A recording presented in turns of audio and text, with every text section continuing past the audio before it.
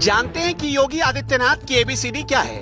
योगी सरकार ने कौन सी एबीसीडी की पढ़ाई पूरी की? चलिए आज हम आपको डिटेल बताते हैं। ए फॉर एंगर, किसी को भी गाली दे देना, मीटिंग में अधिकारियों को भला बुरा कह देना, नौकरी से निकालने की धमकी दे देना। बकवास मत बंद करो अपना।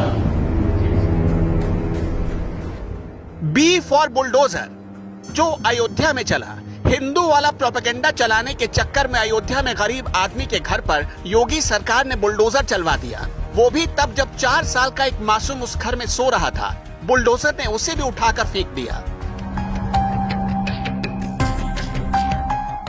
सी फॉर क्राइम, एनसीआरबी के आंकड़े बताते हैं कि मर्डर, रेप, दलितों पर अत्याचार, महिलाओं पर जुल्म के मामले में उत्तर प्रदेश नंबर 1 बन गया है। ये बहुत ज्यादा पुरानी बात नहीं है, सिर्फ कुछ घंटे पहले आई एनसीआरबी की रिपोर्ट योगी सरकार के चेहरे से नकाब उतारकर फेंक देती है।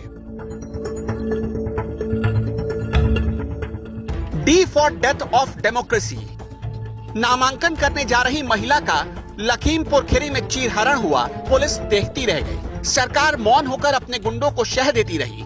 नौकरी मांगने वालों को लाठी से पीटा गया, फर्जी गिरफ्तारियां हुई और फर्जी एनकाउंटर का दौर चरम पर रहा। हाथरस में एक बेटी को रातों रात जला दिया गया और मीडिया कवरेज करने गए लोगों को रोका गया ताकि सच सामने ना आ सके। विरोधियों की आवाज दबाने की कोशिश हुई, कभी अखिलेश यादव तो कभी प्रियंका गांधी और कभी राहुल गांधी। इस सरकार के ऑर्डर पर धक्का मुक्की तक की गई। ब्लॉक प्रमुखों के चुनाव में क्या हुआ, लोगों ने इसे भी बखूबी देखा। इटावा में सिटी एसपी को सरेआम थप्पड़ मारने वालों की पांव पुजाई हुई। काकादेव थाने के हिस्ट्री शीटर के पांव पूजे गए और उसे बीजेपी में अधिकारी बना दिया गया था।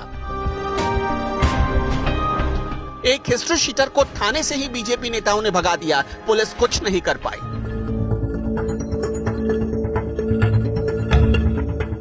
ई फॉर ईगो, ये सरकार अपने ईगो यानी अहंकार में आकर काम करती रही। इसके एक तो नहीं सैकड़ों उदाहरण दर्ज हैं। पत्रकारों को गाली दी गई, उन पर फर्जी मुकदमे लादे गए। जिसने भी योगी सरकार के खिलाफ जुबान खोली वो जेल पहुंच गया। आजम खान जैसे लोगों पर झूठे मुकदमे लादकर उनके खिलाफ बदले की भावना से कार्रवाई की गई। मुख्तार अंसारी हो या फिर अतीक अहमद, योगी को जिससे भी बैर था उन्होंने सिर्फ अपने ईगो को संतुष्ट किया। अधिकारी वर्ग में भी जिसने यूपी सरकार के खिलाफ मुंह खोला या योगी को जवाब देने की कोशिश की, उसे या तो जबरिया रिटायर कर दिया गया या अहंकार में आकर सीएम ने उसका तबादला कर दिया या उसका पेंशन भत्ता रोक दिया गया। याद है ना गौतम बुद्ध नगर के डीएम जिन्होंने कोरोना के बीच मीटिंग में सच बोल दिया तो योगी ने कुछ ही घंटे के भीतर उनका तबादला करवा दिया। अमिताभ ठाकुर ने योगी के खिलाफ चुनाव लड़ने का ऐलान किया तो उन्हें पहले घर में नजरबंद करवाया गया, फिर जेल में ठूस दिया गया। रिटायर्ड आईएएस सूर्य प्रताप सिंह पर कई फर्जी मुकदमे ला दिए गए, उनके भत्ते और पेंशन तक रोक दिए गए ताकि ये सारे लोग डर जाएं और कभी सरकार की सच्चाई लोगों को ना बता पाए। एफ फॉर फेक प्रोमिसेस, यानी झूठा वादा।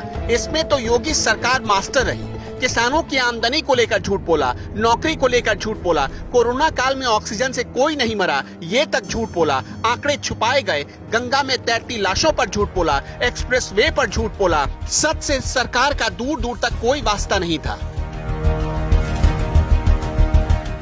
अखिलेश यादव के काम का फीता काटते रहे योगी आदित्यनाथ और खुद का झूठा प्रचार करते रहे।